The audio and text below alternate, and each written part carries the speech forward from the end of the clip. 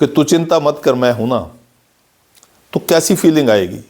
यूं तो बच्चों के पालन पोषण में परिवार के प्रत्येक सदस्य का बहुत महत्वपूर्ण रोल होता है, बहुत महत्वपूर्ण भूमिका होती है, चाहे माँ है, चाहे पिता है, चाहे दादा दादी हैं, चाहे और सगे संबंधी हैं। लेकिन सबसे ज़्यादा जो कुर्बानी इसमें देता है शायद वो प्राणी है पिता।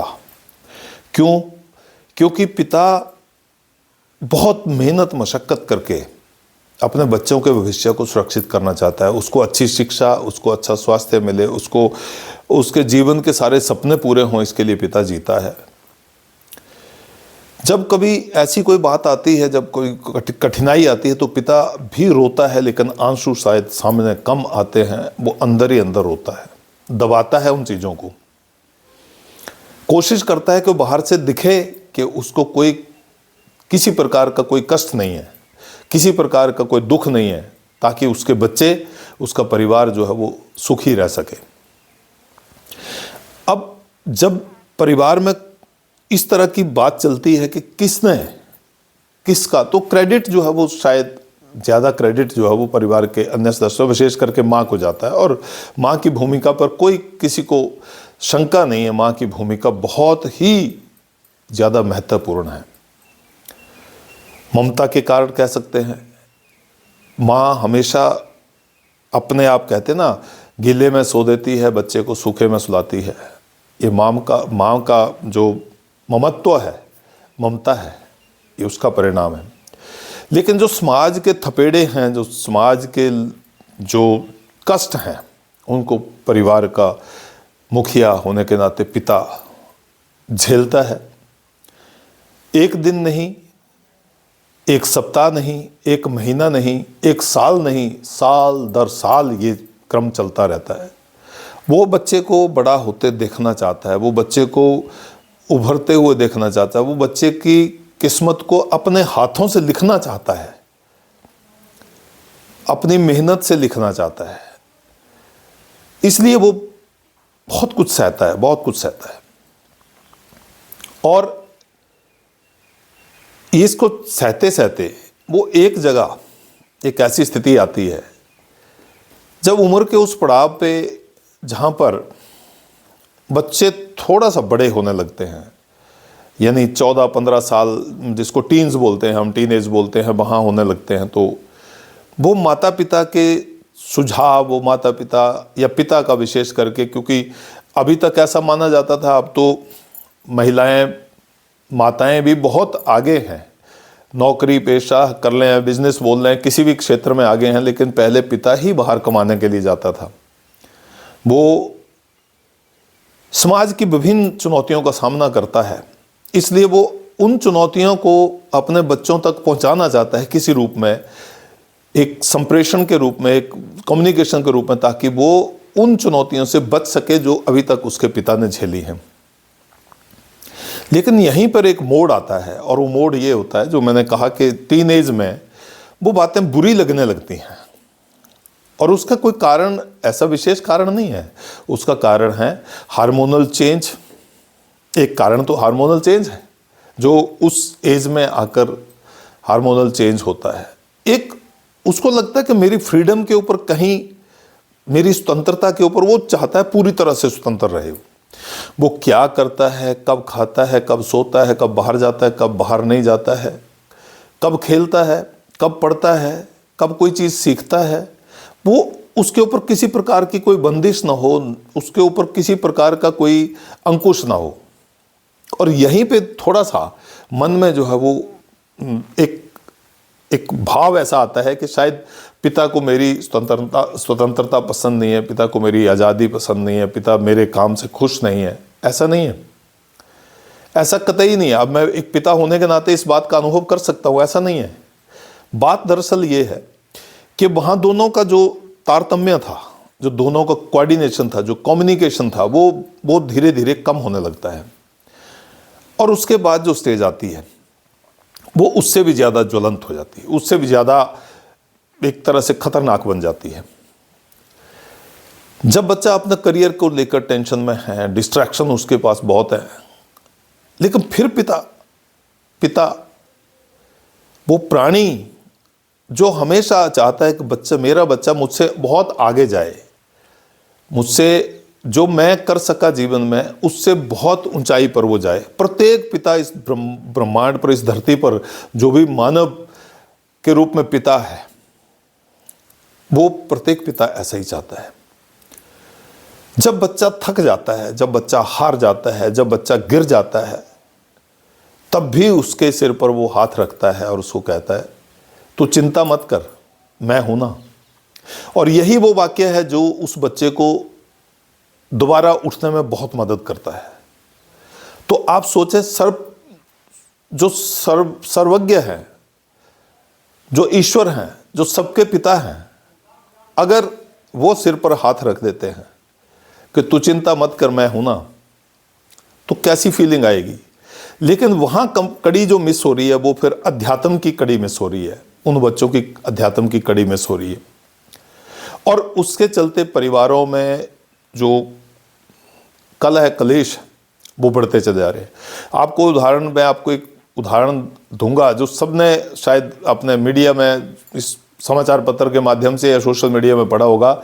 रेमंड कंपनी, जिसका 1100-1200 करोड़ रुपए का टर्नओवर था, उसके जो मालिक हैं उनको उनके बेटे ने एक छोटे से फ्लैट में, छोटी सी गाड़ी में, मतलब एक फ्लैट देकर वहाँ शिफ्ट कर दिया। और खुद वो अपने 1200 करोड़ रुपए की टर्नओवर है, तो मतलब अगर मैं गलत नहीं हूँ तो 1200 करोड़ रुपए की टर्नओवर बहुत बड़ी टर्नओवर है। और बहुत सारे लोग हिंदुस्तान में जो हैं वो रेमंड के फ़ैन रहे हैं, रेमंड शूटिंग के फ़ैन रहे हैं। तो आप अंदाज़ा लगाएं, जहाँ कहीं पैसे की कोई कमी नहीं थी, वहाँ पे भी अगर व्यवहार में इतना परिवर्तन हुआ, तो फिर यहाँ समझने की आवश्यकता है कि इन परिवारों को बचा के रखना, जो कि पूरी दुनिया में भारतवर्ष की सबसे बड़ी ताकत है, पारिवारिक रिश्तों को मजबूत बना के रखना। और उन रिश्तों में ये कम्युनिकेशन ब्रेक, जो जहाँ पर ये गलतफहमी हो जाती है कि बच्चे को ये गलतफहमी हो जाती है कि मेरे माता पिता मेरे अहित सोच रहे हैं, मेरे बारे में अच्छा नहीं सोच रहे। मैं बोल रहा हूँ, दुनिया में सबसे बड़ा हितैषी अगर कोई आपका है तो आपके माता पिता हैं। मेरे माता पिता मेरे सबसे बड़े हितैषी हैं। वो मेरी किसी गलत बात को, मेरी किसी गलत दिशा में जाने की प्रक्रिया को रोकते हैं। मुझे लगता है, मुझे बुरा लगता है।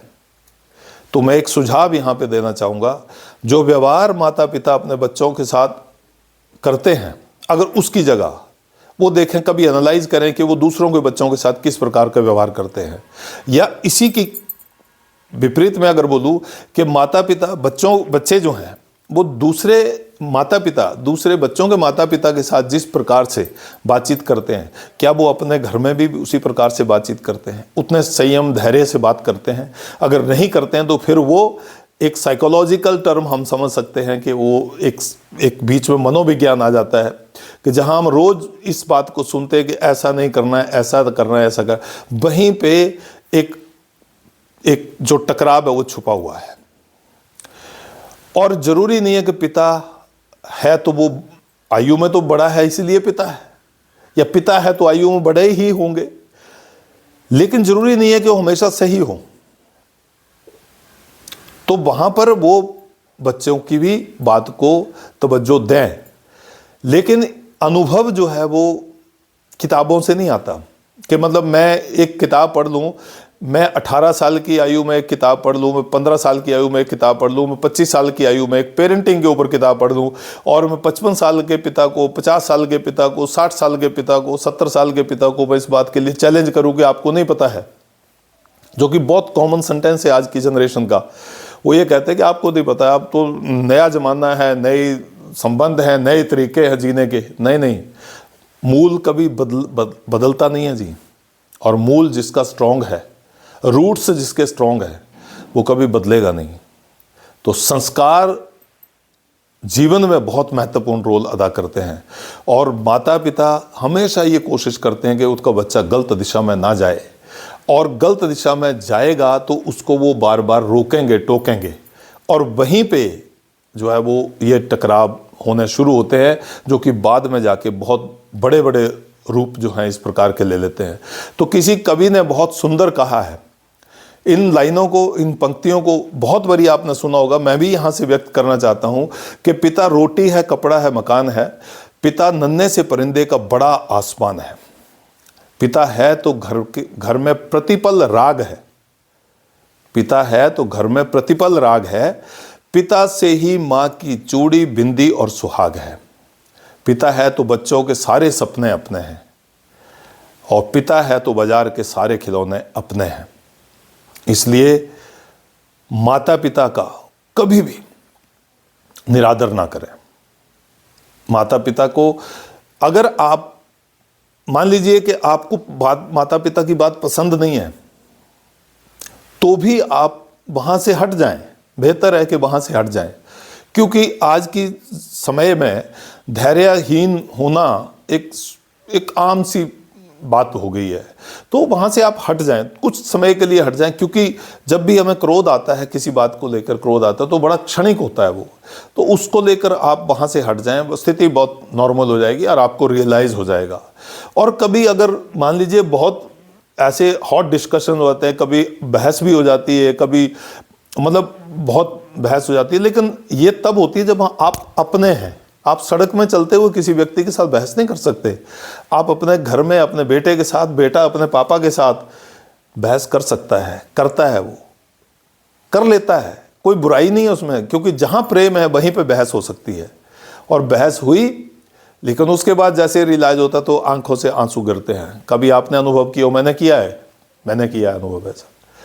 कभी क्रोधवश आकर मैंने कुछ बोल दिया, कभी ऊंची आवाज में मेरे बच्चों ने मेरे से बात कर दी, लेकिन कुछ ही समय के बाद, कुछ ही पलों के बाद वो रियलाइज हो जाता है, और फिर वो जो पश्चाताप है वो अश्रुओं के माध्यम से निकलता है। ऐसी स्थिति से बचें।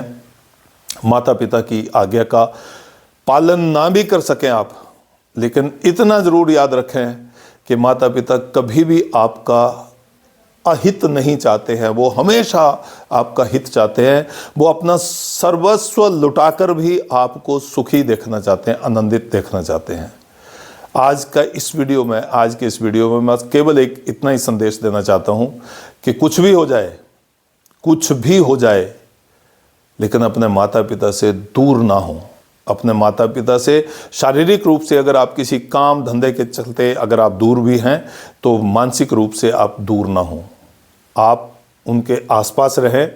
और पिता अंत समय में भी पिता ये बोलता है, जब पिता का अंतिम समय होता है, तब भी पिता ये बोलता, तू बेटा चिंता मत करना, मैं हूं ना। इस सेंटेंस को याद रखो और इसी परिपाटी को लेकर आगे चलते रहो। माता पिता की खूब इज्जत करो, जब तक वो जीवित हैं तब तक उनकी खूब इज्जत करो, खूब आदर सम्मान उनको दो।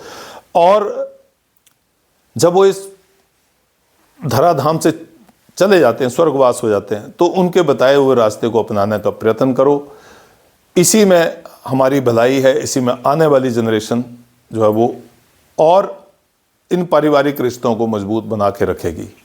यदि आप इस चैनल पर पहली बार आए हैं तो प्लीज़ इस चैनल को सब्सक्राइब करें, वीडियो को लाइक करें। वीडियो में अगर कुछ चीज़ और आप ऐड करना चाहें पिता और पुत्र, पिता और बच्चों के रिश्ते के ऊपर, तो आप प्लीज़ उसमें कमेंट सेक्शन में जाकर कमेंट करें और शेयर करें, किसी के काम जरूर आएगा। इन्हीं शब्दों के साथ मैं अपने माता पिता को सादर नमन करता हूं और कोशिश करूंगा कि जो भी आपका बताया वो रास्ता उसके ऊपर चलूं। बहुत बहुत धन्यवाद।